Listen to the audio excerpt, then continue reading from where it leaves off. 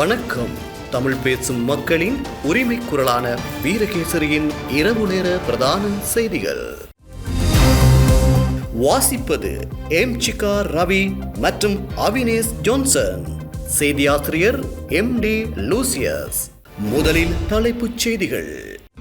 நாளை இரவாகும் முன்னர் 2016 வந்த வெள்ளத்தை விட கொழும்பில் பாரிய வெள்ளம் ஏற்படும்.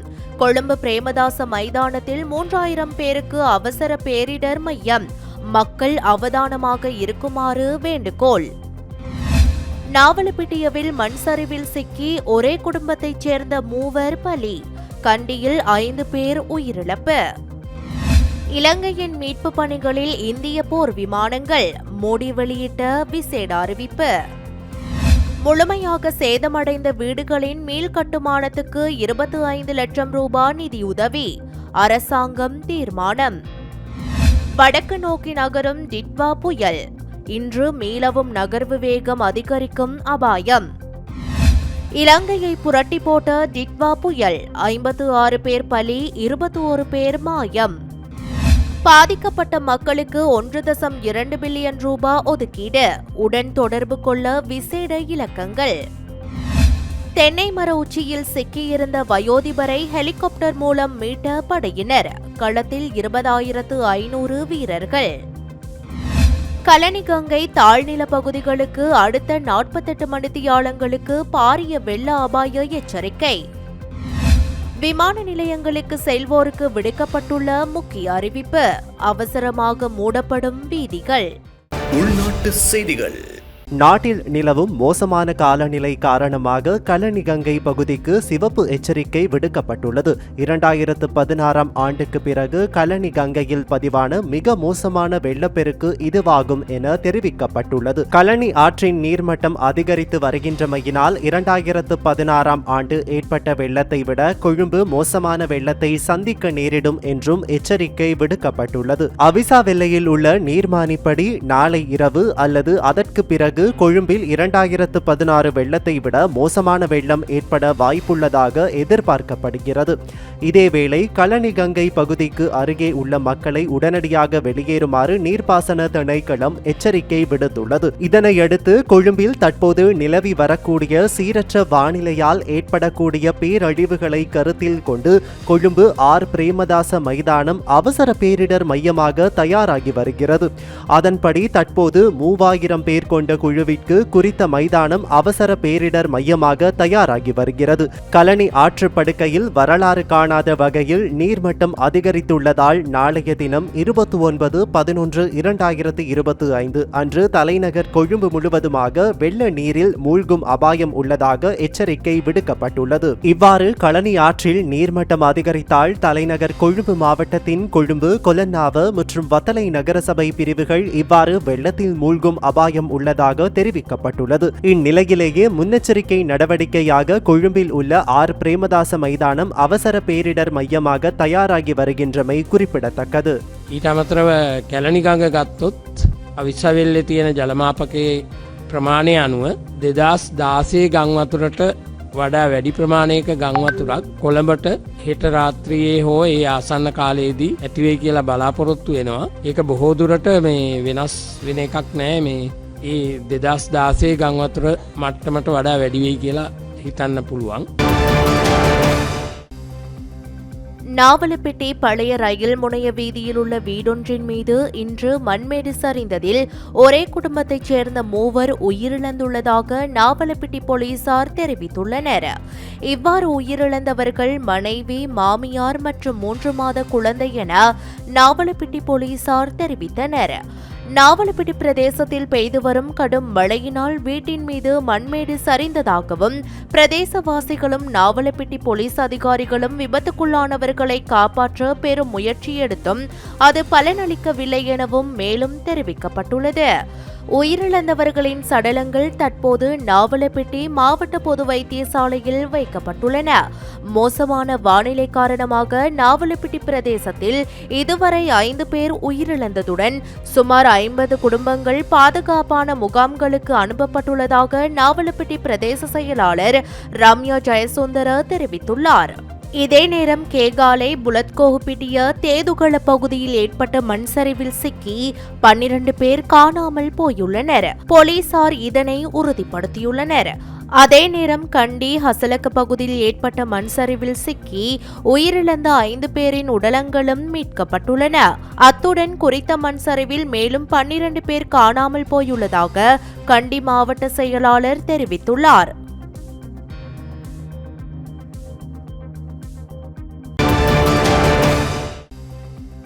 டிட்வா புயலால் உயிரிழந்த இலங்கை மக்களுக்கு இந்திய பிரதமர் நரேந்திர மோடி இரங்கல் தெரிவித்துள்ளார். ஆபரேஷன் சாகர் பந்துவின் கீழ் அவசர நிவாரண பொருட்கள் மற்றும் முக்கியமான HADR ஆதரவை இந்தியா அனுப்பியுள்ளது எனவும் கூறியுள்ளார். மேலும் நிலைமை சீரடையும் போது மேலும் உதவிகளை வழங்க தயாராக உள்ளது.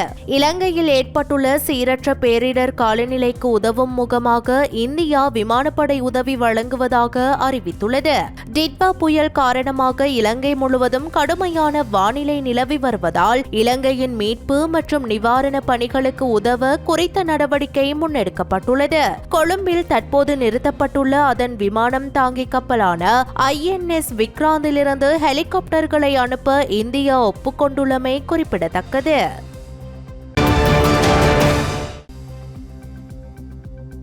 சீரற்ற காலநிலையால் ஏற்பட்ட இயற்கை அனர்த்தங்களால் முழுமையாக சேதமடைந்த வீடுகளின் மீள்கட்டுமான பணிகளுக்காக தலா 25 லட்சம் நிதி ஒதுக்கப்பட்டுள்ளது.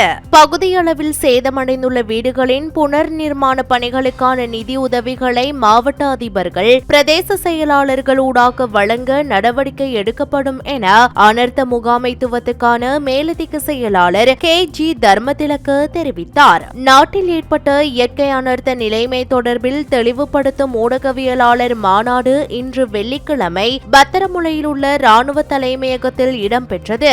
இதன்போது கருத்து வெளியிட்ட அவர், ඉතින් එහාට අපිට වාර්තා වෙනවා පූර්ණ වශයෙන් නිවාස 42ක් මේ වෙනකොට හානියට පත් වෙලා තියෙනවා.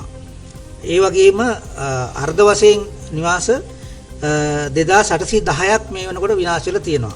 මේ විනාශ වෙන එක නිවාසයක් සඳහා ගම් වතුරෙන් හෝ නායයන් වලින් හෝ සුලි සුළඟ හෝ ගස් කඩා වැටීම නිසා විනාශයට පත් වෙන එක නිවසක් සඳහා ලක්ෂ 25ක මුදලක් වෙන් කරනවා හානි පූර්ණය කරගන්න. 5024 குடும்பங்களை சேர்ந்த 14766 பேர் 195 தற்காலிக பாதுகாப்பு முகாம்களில் தங்க வைக்கப்பட்டுள்ளனர். அங்குள்ளவர்களுக்கு உணவு உள்ளிட்ட அத்தியாவசிய தேவைகள் பூர்த்தி செய்து கொடுக்கப்பட்டுள்ளன. கர்ப்பிணிகள், பாலூட்டும் தாய்மார் மற்றும் குழந்தைகளுக்கு பால் வழங்கப்படுகிறது. மாவட்ட அதிபர்கள், பிரதேச செயலாளர்கள், கிராம சேவை உத்தியோகத்தர்கள், அனர்த்த நிவாரண சேவை அதிகாரிகள் ஊடாக இந்த சேவைகள் முன்னெடுக்கப்படுகின்றன. முகாம்களுக்கு வர முடியாது வெள்ளம் போன்றவற்றால் பாதிக்கப்பட்டுள்ள மக்களுக்கும் இந்த சேவைகள் வழங்கப்படுகின்றன. பாதிக்கப்பட்ட மக்களின் உணவு மற்றும் சுகாதார தேவைகளை பூர்த்தி செய்வதற்கு உடனுக்குடன் நடவடிக்கை எடுக்கப்படும். சுகாதார தேவைகளுக்காக நபர் ஒருவருக்கு 100 ரூபாய் வீதம் ஒதுக்கப்பட்டுள்ளது. தேவைக்கேற்ப இந்த தொகையை அதிகரித்துக் கொள்ளுமாறு ஜனாதிபதி ஆலோசனை வழங்கியிருக்கின்றார். நேற்று காலை வரை 42 வீடுகள் முழுமையாகவும் 2810 வீடுகள் பகுதியளவிலும் சேதமடைந்துள்ளன. வெள்ளம், மண் சரிவு, புயல், மரம் முறிந்து விழுந்ததால் முழுமையாக சேதமடைந்த வீடுகளின் மீள் கட்டுமானத்துக்காக தலா 25 லட்சம் ரூபாய் நிதி ஒதுக்கப்பட்டுள்ளது. பகுதியளவில் சேதமடைந்த வீடுகளுக்கு புனர் நிர்மாணங்களுக்காக மாவட்ட அதிபர்கள், பிரதேச செயலாளர்கள் ஊடாக நிதி உதவிகளை வழங்க நடவடிக்கை எடுக்கப்படும் என்றார். டிட்வா புயல் தற்போது வாழைச்சேனைக்கும் பொலனறுவைக்கும் இடையில் மையம் கொண்டுள்ளது. இது தொடர்ந்து வடக்கு, வடமேற்கு திசை நோக்கி நகர்ந்து வருவதாக யாழ்ப்பாண பல்கலைக்கழக புவியியல் துறையின் தலைவரும் வானிலை ஆய்வாளருமான பேராசிரியர் நாகமுத்து பிரதீபராஜா தெரிவித்துள்ளார். நிலவும் வானிலை குறித்து அவர் வெளியிட்டுள்ள அறிக்கையில், நேற்று மாலை வரை மணிக்கு 18 கிலோமீட்டர் வேகத்தில் நகர்ந்த புயலானது தற்போது மணிக்கு 12 கிலோமீட்டர் வேகத்தில் நகர்கின்றது. நேற்றைய தினம் டிட்வா புயலின் மைய சுழற்சி மணிக்கு 48 கிலோமீட்டர் என்ற அளவில் காணப்பட்டது.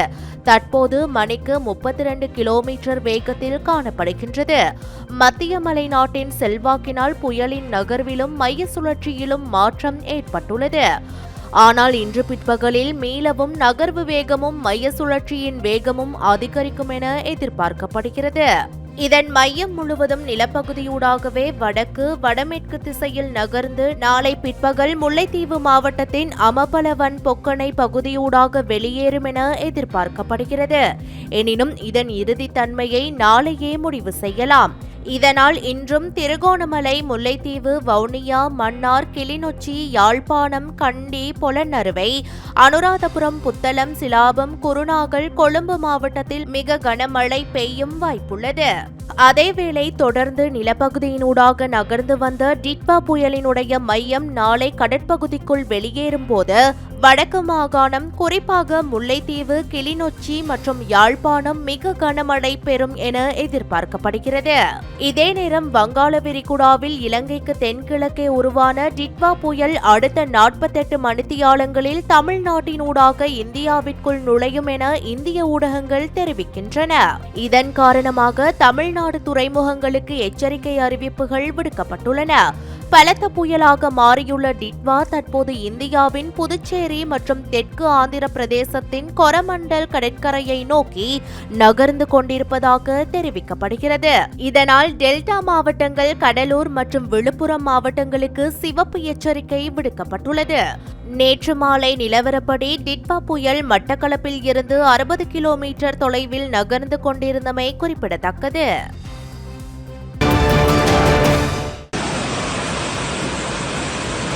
நாடளாவிய ரீதியில் நிலவும் சீரற்ற காலநிலை காரணமாக உயிரிழந்தவர்களின் எண்ணிக்கை அதிகரித்துள்ளதாக அனர்த்த முகாமைத்துவ மத்திய நிலையம் தெரிவித்துள்ளது. இன்று காலை 9 மணிக்கு வெளியான அறிக்கையின் பிரகாரம் சீரற்ற காலநிலையால் அனர்த்தங்களில் சிக்கி 56 பேர் உயிரிழந்த நிலையில் 14 பேர் காயமடைந்துள்ளனர். மேலும் 21 பேர் காணாமல் போயுள்ளதாக அறிவிக்கப்பட்டுள்ளது. பலத்த காற்றுடன் தொடரும் அடைமழை காரணமாக மேலும் உயிரிழப்புகள் அதிகரிக்கலாம் என அச்சம் வெளியிடப்பட்டுள்ளது. பாரிய வெள்ளத்தில் சிக்கியுள்ள மக்களை காப்பாற்றும் பணிகள் தீவிரமாக முன்னெடுக்கப்பட்டுள்ளன. ஜனாதிபதி அனுரகுமார திசாநாயக்கவின் உத்தரவுக்கு அமைய ஹெலிகாப்டர் பிரிவு ஒன்று மீட்பு பணியில் ஈடுபட்டுள்ளமை குறிப்பிடத்தக்கது.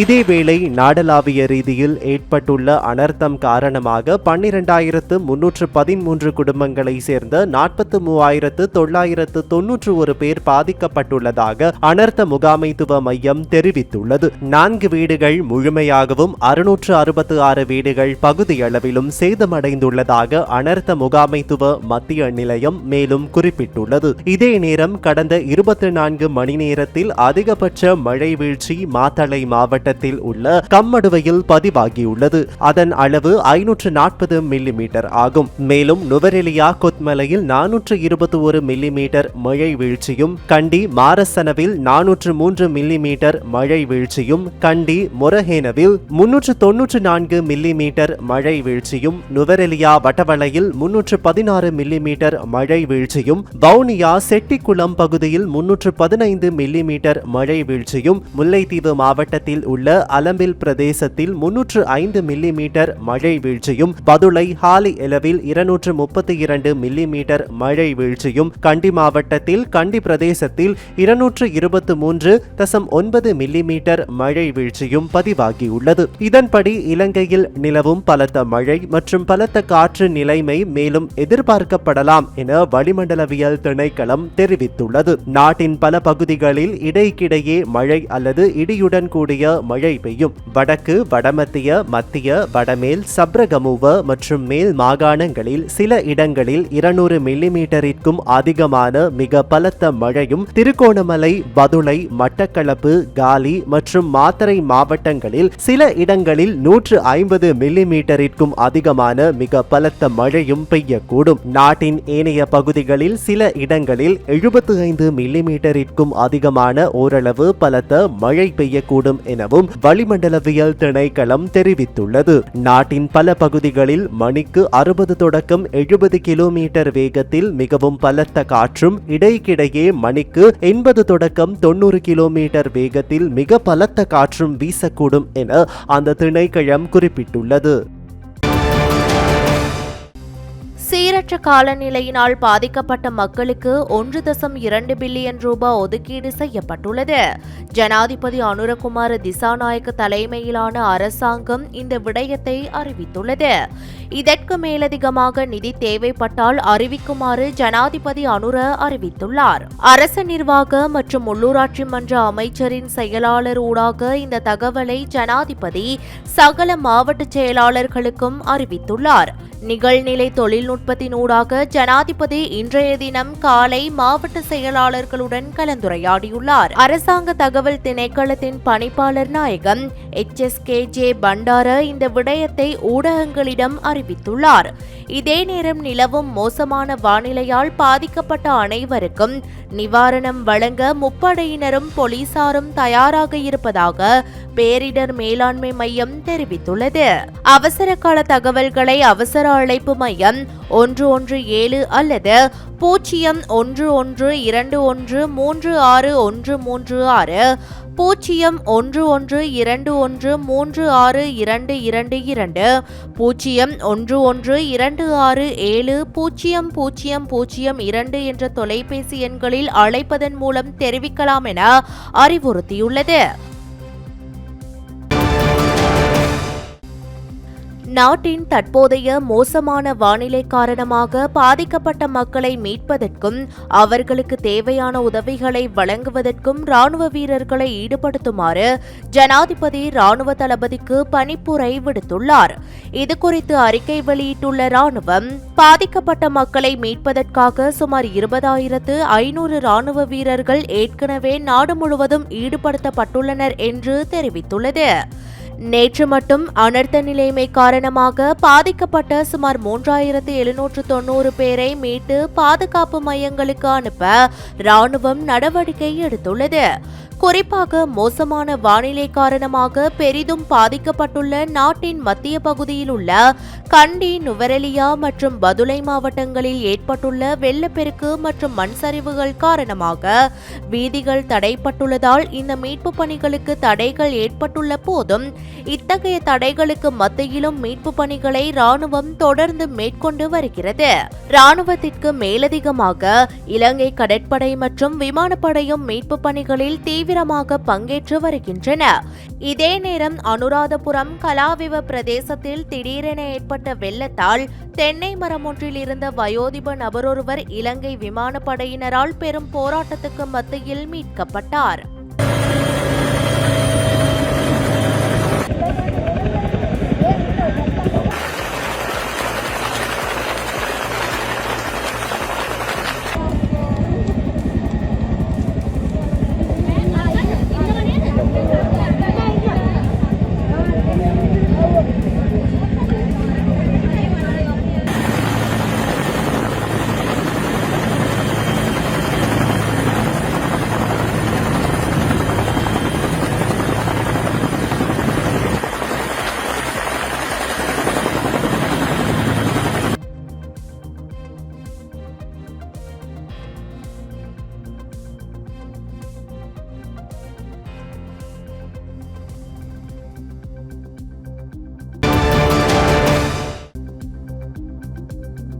கலனிகங்கை ஆற்றுப்படுகையின் தாழ்நில பகுதிகளுக்கு பாரிய வெள்ள நிலைமை ஏற்படக்கூடும் என எச்சரிக்கை விடுக்கப்பட்டுள்ளது.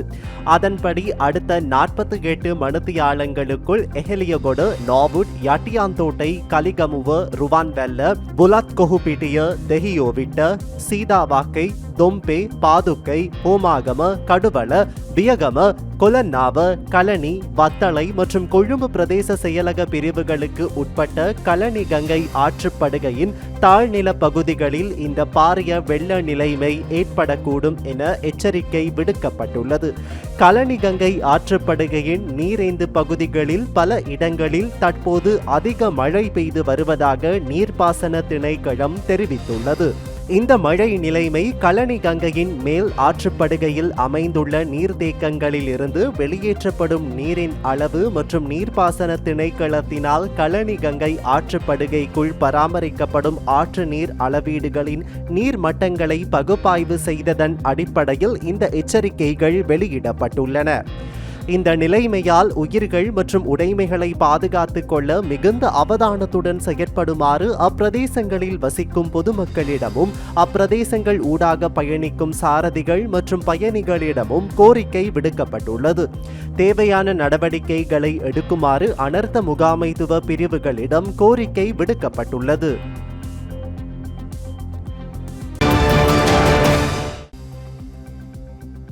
நாட்டை பாதித்துள்ள சீரற்ற வானிலை காரணமாக விமான நிலையத்திற்கு செல்வதற்கு முன் www.srilankan.com என்ற இணையதளத்தில் சமீபத்திய விமான பயண நிலவரத்தை சரிபார்த்து கொள்ளுமாறு ஸ்ரீலங்கன் விமான சேவை பயணிகளுக்கு அறிவுறுத்தியுள்ளது. இல்லையெனில் 1979 என்ற அவசர தொலைபேசி இலக்கத்தை அல்லது சக 94 11 777 1979 என்ற எண்ணை தொடர்பு கொண்டு தகவல்களை பெறுமாறும் ஸ்ரீலங்கன் விமான சேவை அறிவித்துள்ளது. இதற்கிடையில் கட்டுநாயக்க விமான நிலையத்தில் தரையிறங்க வந்த 6 விமானங்கள் வேறு விமான நிலையங்களுக்கு திருப்பி விடப்பட்டுள்ளன. கட்டுநாயக்க விமான நிலையத்தில் தரையிறங்க வந்த 6 விமானங்கள் மத்தள, இந்தியாவின் திருவனந்தபுரம் மற்றும் கொச்சி விமான நிலையங்களுக்கு திருப்பி விடப்பட்டதாக விமான நிலைய பொறுப்பதிகாரி தெரிவித்தார். இதே நேரம் தற்போது நிலவும் மோசமான காலநிலை காரணமாக ரயில் சேவைகளை கட்டுப்படுத்த நடவடிக்கை எடுக்கப்பட்டுள்ளது. அதன்படி அத்தியாவசிய சேவைகளுக்காக வருகை தருபவர்களுக்காக மட்டுமே ரயில் சேவை இயக்கப்படும் என ரயில்வே திணைக்களம் தெரிவித்துள்ளது. தற்போதைய அனர்த்த நிலைமை நீங்கும் வரை மேல் மாகாணத்திற்குள் மட்டுமே ரயில் சேவை இயக்கப்படும் என்றும் அத்தியாவசிய சேவைகளுக்காக வருகை தரும் பணியாளர்களுக்காக காலி மற்றும் சிலாபத்திலிருந்து கொழும்பு கோட்டை வரை ஒரு சில ரயில்கள் இயக்கப்படும் என்றும் ரயில்வே பொது முகாமையாளர் ரவீந்திர பத்மபிரிய தெரிவித்துள்ளார். இதே நேரம் நாடு முழுவதும் தொடர்ந்து பெய்து வரும் அடைமழை காரணமாக ஹட்டன் நுவரெலியா பிரதான வீதியின் ஹட்டன், குடாகம மற்றும் கொட்டகலை பகுதிகளில் பல இடங்களில் பாரிய அளவிலான மண் சரிவுகள் ஏற்பட்டுள்ளன.